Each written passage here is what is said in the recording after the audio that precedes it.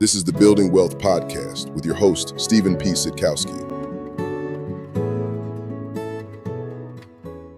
Well, welcome everybody. Stephen Sitkowski here. This is my Building Wealth Podcast. If I hadn't looked, I would think, I don't know, maybe I've done 7 or 8, but the people that are watching, that continues to grow, which is very humbling and very satisfying. So, I put a fair amount into the prep that goes into these. Um, Delivering the message, that's kind of the easy part. I've done that for a long time. So I hope that you're enjoying it. You must be, or you wouldn't be here. So I think we should probably get to it. What do you think? Hope you had a great weekend. I certainly did. Hung out with some grandbabies. That's so much fun. Just these little creatures. We had two of them Saturday and Sunday, 3 and 4-year-old little girls, as cute as could be. Then we had a 9-year-old, and just sitting on the sofa, just everybody snuggled up, watching a really cute animated movie. It was called Swapped. If you have kids or grandkids and you want to entertain them, that was very, very good. But it is August the 10th. Markets so far today are fairly flat, but that's subject to change throughout the day and subject to change between now and whenever you watch this particular broadcast. So, a little bit about me. I've been working with people and their money now for some 45 years. I'd like to think I've picked up a thing or two during that period of time. And I simply try to share what I've learned with people that would like to understand a little better how the markets work, how the economy works, and so forth. As a quick reminder, everything that we do here is for educational purposes only. It is not intended as investment advice. So even though, from time to time, I'll speak about a particular stock or make reference to something that I think is a good value, I'm not suggesting that you run out and buy it, right? I don't know anything about your circumstances. So just kind of take it all for what it's worth. And by the way, I always put out an email so that people have topics or questions they'd like to ask. And so one of the things I had several requests for was me explaining what a spread trade is. So I won't go into a lot of depth on that, but toward the end of this session, yeah, I'll be happy to share with you how those work. It is one of the staples for my trading partner and I. So, what is moving the markets? Well, Iran hardens its stance over Hormuz. Do you realize that deal's been going on now for almost 6 months? And I think a lot of people believed that it would kind of be an in and out operation.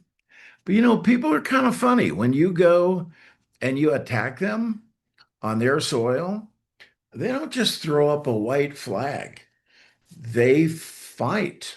And I think that Iran believes that they have some leverage. They know that higher oil prices um, create a problem for the US, and they do, along with the vast majority of the world. And I think they feel like with midterms coming up, that they're in a position to negotiate.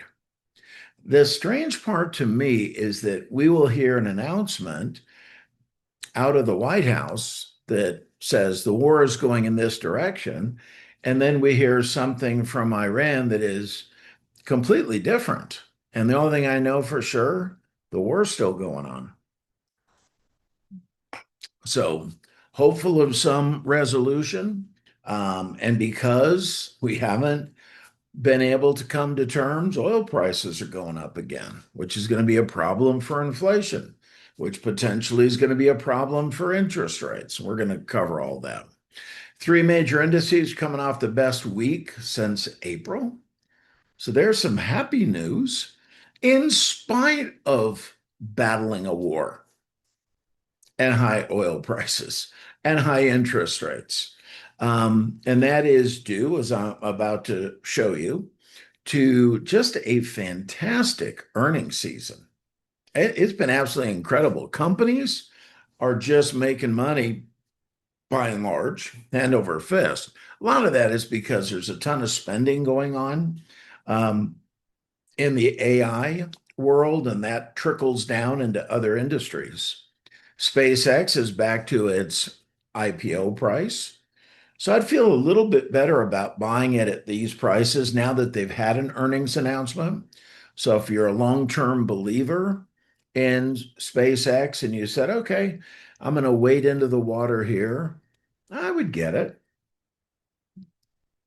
For people who jumped in prior to an earnings announcement, unless you were getting a pre-IPO price, I just thought that was kind of foolhardy. 10-year Treasury is now up to 4.692. Of course, as oil prices go up, interest rates will follow. So we need to get that 10-year Treasury under 4.5, right? Stock market likes lower interest rates. So in spite of this, the market's been moving higher. And just when we thought we had oil under control, right, for a brief time there, it had a six handle. It was at $68 and change per barrel.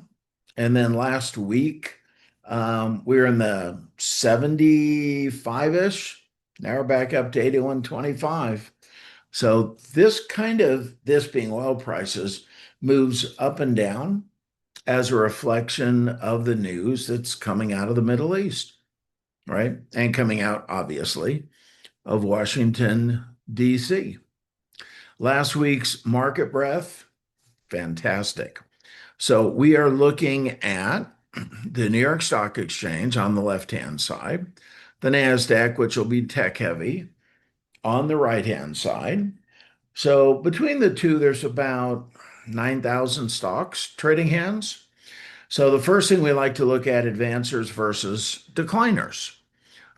So we've got 1,772 stocks that were higher on the NYSE, 1,072 that were lower. It's awesome. And then new highs versus new lows. These are 52-week highs and lows. 312 new highs, 160 new lows, almost 2 to 1 in favor of the highs. How about on the NASDAQ? Well, even more impressive on the number of stocks moving up versus down. 3,712 stocks moved higher for the week. 1,442 moved lower. 669 new highs, 411 new lows. So clearly for last week, the bulls were running the show. And what was driving that?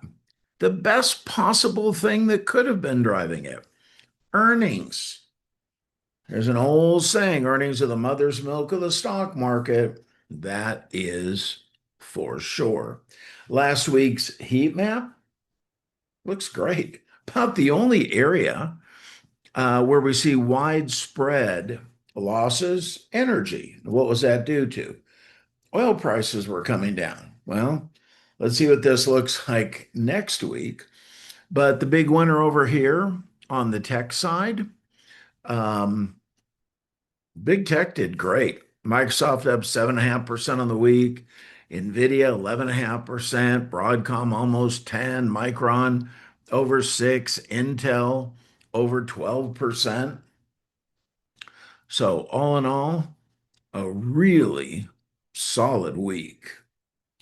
Percentage of stocks trading above their 200-day moving average, that is now up at 61%. Anything over 50% is considered really good. 61%. That means 61% of the stocks on the S&P 500, which is an index consisting of 500 large cap stocks, are in a long-term bullish trend. That's probably the simplest way for you to decipher that. Great earnings season so far. So, 86% of all the companies reporting, which is most of them are in now, um, beat their earnings estimate. So 343 beats, 41 misses. That's fantastic. Revenue beats, 289. Beat revenue estimates, 96 misses. That's a 75% hit rate. You want to know why the market's going up in spite of? There it is. Now, this is kind of sad. It makes me feel bad for a big percentage of people. So, there was a survey done recently, and the first question, all in all, are people satisfied with the way things are going in this country? 29% are satisfied. This was done in January. I'm guessing less are satisfied now. 69% dissatisfied. And then the other survey question, thinking about the future of the US, do they think the country's best years are ahead of us? 40%. Behind us? 59%. Americans are typically an optimistic breed. We typically are full of ourselves when it comes to pride in our country, almost to the point where some might consider us to be elitists.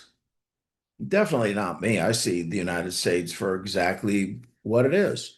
It's good stuff, it's bad stuff, but I just tend to be that way with all things and all people, right? They got their pros, they got their cons, but on balance, I've traveled a good bit of the world.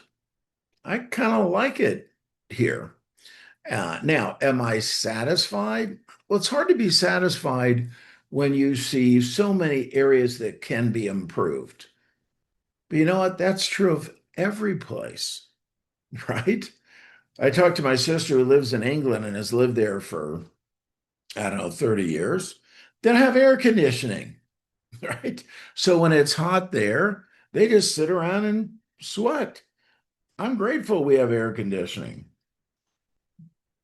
But clearly, we've got issues with education, with homelessness, with a greater and greater gap between, the upper percentile and the lower percentile. So I'm certainly not oblivious to that, but I'm happy to be here. But I got to tell you, a couple weeks ago, I was up in Canada on Lake Louise. I was happy to be there too. Canadians are just lovely people. That's a beautiful, beautiful country. I don't know that I'm man enough to go through the winters, um, but not all parts of Canada are cold in the winter. In stocks we trust. So look at the percentage of total household assets that are in equities, meaning stocks. It is the highest ever. 46% of people's net worth is in stocks. And then the other 54% gets divided among, checking accounts, savings accounts, real estate, personal property. So stock market is dominant in people's financial lives. So a higher stock market is good for most everybody. Tech is more popular than ever as an investment class. So inflows into tech funds are on pace for a record year. I mean, so far, we're at 216 billion, right? And credit AI with this and all things AI related. When the internet was first launched, then it attracted a ton of capital. When computers first became popular, they attracted a ton of capital. So, maybe the next thing will be, and it falls under tech, robotics, which I think is a high possibility. So, what goes up goes higher. So, there's this belief, and I deal with this all the time when I talk to people. If they hear about a stock or the market hitting an all-time high, they say to me, what goes up must come down. No, it's not true. Market's gone up for 120 years, not every year, but 70% of them. So when the market hits an all-time high, like we did last week, what normally happens next? Market goes higher. So if we can just avoid any black swan events like an escalation in the Middle East, I'm telling you, the road has been paved for this market to continue to move higher with earnings going up the way that they have been. Atlanta Fed sees major GDP growth. So normally this number will start off high and then it comes down. But their estimate for third quarter GDP growth, 6.2%. It's not going to come in that high, but anything north of 2 is great. I think most economists would tell you that 2 is about the sweet spot. Um, but for those of you wondering, how's the economy doing? Economy's doing pretty well. Now, some would argue, well, it's doing well for people that have money. Yeah, but hasn't it always been that way? I understand if you don't have any money, you don't really care how the economy is going, although you should, because if you don't have any money, but the economy is doing well, what does that tell you? There is opportunity out there, right? But you know what? I've been on this planet 70 years, and for 70 years, there's been opportunity. You just got to go create it.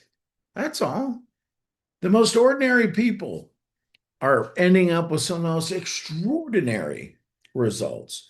I've got a new neighbor, and apparently this guy's done very well in his financial life. I would estimate he's probably in his 40s, and he just bought a 6,000 square foot home, had a boat parked out front, looked like about $150,000 boat. And, just another conversation. He's doing great. So is he a doctor? No. Is he a lawyer? No. Is he head of some cybersecurity team? Uh-uh. You know what he does for work? He's a stonemason. He has a hard time using his cell phone because of the calluses on his fingers. Do you need a college degree to do what he does? No. You just need to get good at some skill, work at it hard, not spend everything that you make, reinvest back into your business. And at some point, you get a chance to live a pretty damn nice life. Nothing has changed about that, except for people who believe something has changed or think it's impossible to get ahead. People that think like that, they never get ahead. Hourly earnings, that's slowing down. So, coming out of COVID, we had this huge demand for employees. And a lot of people left the workforce, and hourly earnings were going up, up, up. And that has started to get curbed. It's not awful, but the average hourly earnings are going up 3.15%. That's about the level of inflation. And on your increase in earnings, you pay tax. So maybe 3.15% is really 2.5%. You might be falling behind. So what do you have to do? Develop another skill set, learn another way to create income or to build wealth, which is hopefully why all of you are here. Market sentiment. So, as I told you last week, I expected that this number was going to move higher, and it certainly did. So, we took a jump on July 29th. 31% of independent investors who responded felt like the market would go higher over the next 6 months. 42% said lower. That's a huge differential. That's 11 points. On August the 5th, 37% said higher, 38% said lower. So almost a push. Now, that's still not as good as historical averages, where 37.5% say higher and 31.5% say lower. So there's a little bit of cautiousness in there. But I will tell you on the fear greed index, we have moved back into greed. What is Gordon Gekko? Greed is good, which, by the way, without greed, there's very little progress that happens. But a month ago, we were in neutral. A week ago, we were in neutral. Wasn't that long ago, we were in fear. Now we're in greed. So, what does greed tend to cause people to want to do? To buy. Fear of missing out. Fear, on the other hand, causes folks to tend to want to sell. So I am comfortable with neutral or greed. I would personally, if they asked me, where would I be? I'd be in neutral, pending what happens in the Middle East. That's just me. Future of interest rates. So this has changed a little bit. Last week, when I was with you, there was a 60-some% chance that we would see a rate increase in September. Well, now that probability is down to 50-50. And I personally think that if we're at 50-50, the Fed chair is going to be hard pressed to raise rates when he was appointed by Trump. And if he were appointed by Trump, I know Trump wants lower rates. I think if the Fed raised rates, that could create some political fallout for them. Now, they would tell you they don't pay attention to that. I don't believe it. I think they do pay attention to it. So if this holds, I don't think we're going to see a rate increase. Now, a lot can happen between now and the announcement in September. We're going to be getting 2 rounds of inflation data and what's happening with oil prices. Those will have a major influence. So we're expecting our first rate increase in October. But the probability, I mean, it's not like a slam dunk. It's 63%. And then we're expecting the second one in March. But that's not a slam dunk either. So it looked almost perfunctory that we would get a rate increase around the corner and another one before the end of the year. And now it's getting pushed back a little bit. Sector performance, year to date, market's up 13.35%. Pretty good for a little more than half the year. Big winner, of course, is energy.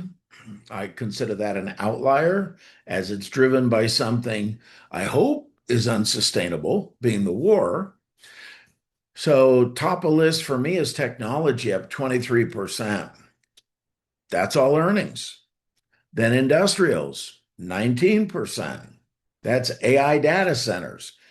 Materials, 15%. AI data centers. So those are the sectors that have beaten market averages. And kind of down at the bottom, you have utilities, which are considered very conservative. but people have been aggressive this year. So you don't have money flowing into utilities. Now, the good news is all 11 sectors, albeit some of them rather minutely, are up on the year. This week's earnings, I don't know what's going to move the market out of this group. Um, nothing on nothing today. Um, I mean, some of these are interesting to me because they're either AI or quantum related, like CoreWeave and Lumentum. But are they going to have a big effect on the overall market? On Wednesday, Nibius will be announcing. I think the biggest one on Wednesday will be Cisco. See how they're doing. Um, and I don't really see anything else going to move the market this week. So, all right, news of the week. Let's see what's it's a pretty heavy news week. So you're going to want to keep an eye on some of these announcements.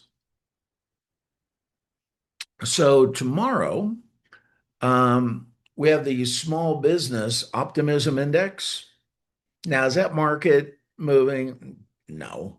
But I'm always interested in, small business hires the vast majority of the employees in this country. So I'm always interested in sort of what their outlook is. I think it's worth paying attention to. Wednesday is when you start turning up the burner. We get our CPI number coming out. So last month it was down 0.4% in a huge surprise. This month it's only expected to go up 0.1%. That would be fantastic. That's annualized 1.2%. Year over year is supposed to move down from 3.5 to 3.4. That'd be great. Core, so that's minus food and energy. Last month there was no change. They're expecting that to go up 0.3% month over month. Core CPI year over year is expected to drop from 2.6 to 2.5. So that would be great. On Thursday, we get initial jobless claims, as we do every Thursday. Then we get inflation at the wholesale level, producer price index, and that's supposed to be month over month at 0.2%, and the core at 0.3%. Wouldn't be great. Well, it'd just be kind of where we're at now. And then on Friday, to me, one of the big tells on the economy, US retail sales. They've only got that growing 0.1%. So, and then we get preliminary consumer sentiment number coming out at 54.5. That would be up from the previous month. So there's a whole lot to watch. Check out maybe your favorite financial broadcast. Keep an eye on CNBC.com, but you're going to want to follow those developments. All right, let's take a look at the charts. As I am famous for saying, when in doubt, check the charts. Let's take a look at the S&P 500. Oh, SpaceX 132. Well, looks like I got to plug it in. SPX is the S&P 500. And we'll look at the chart. So this is a 6-month chart. 6 months ago, the S&P 500 was at 69.41. Now it's at 77.53. And this yellow line, for those of you that can see my screen, that's a 50-day moving average. So a couple things that I do with that. First thing is, what is the slope on the 50-day? It is tilted upward slightly. So that'd be mildly bullish. And are we above or below that level? We are above, which is also bullish. It looks like we may be forming a little level of resistance right here. So the question is, can we get above 7,800? And if we do, we could be ready to make that next move up. So all in all, the chart looks great. How about the VIX? So this is the volatility index on the S&P 500, also commonly referred to as the fear index. So the VIX kind of runs in a range between 15 and 25. We're all the way down at 1526. So what does that tell us? People aren't paying to insure to hedge their downside. Why would they not be doing that? Because they're pretty confident in the markets. So right now, basically, there's a sense of calm out there. Um, all right, let's talk about what you had asked, which was, explain to me a little bit about spread trades. So spread trades are different. Now we're talking options here. They're different than most any other type of an option trade. If we buy a call option, it's because we think the stock's going to go up. If we buy a put option, we think the stock's going to go down. And you need the stock to move in that direction in order to make money.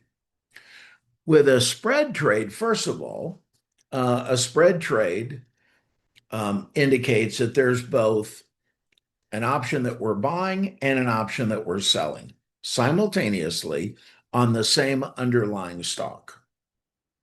And the premise is that the option that we're selling helps to pay for the option that we're buying. You follow? So it reduces our cost to get into a trade. The other thing that's really interesting about this is that when you put on a spread trade, you're basically betting that either you've identified a level below which the stock won't go, or above which the stock won't go, right? So you could have a stock, say, trading at 100. And by the way, you wouldn't do both of these at the same time. You could have a stock trading at 100. And maybe as you look at a chart, you've determined that you don't think the stock is going to fall below, say, 95, right? So you could build a trade around that. So you would be using call options. Even if the stock fell $5 a share, you could still make a maximum profit. See, if you just bought a straight call and the stock fell $5 a share and was there at expiration, you'd have lost everything you paid for the call. But with a spread trade, you can still be profitable, even though your anticipated direction was wrong. If you're using calls, it's because you think the stock price is going to move higher. In this case, if it went from, 100 to 95, I got it wrong. So let me kind of lay this out for you. And we teach 2-day classes on options training. If you're so interested, shoot me an email. And it would be, there's my email, steve.sitkowski@gmail.com. For those of you in audio only, that's STEVESITKOWSKI@gmail.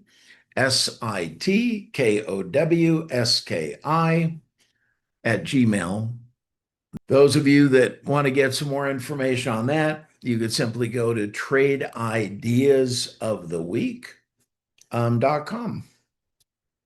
So, all right, that's it for this week.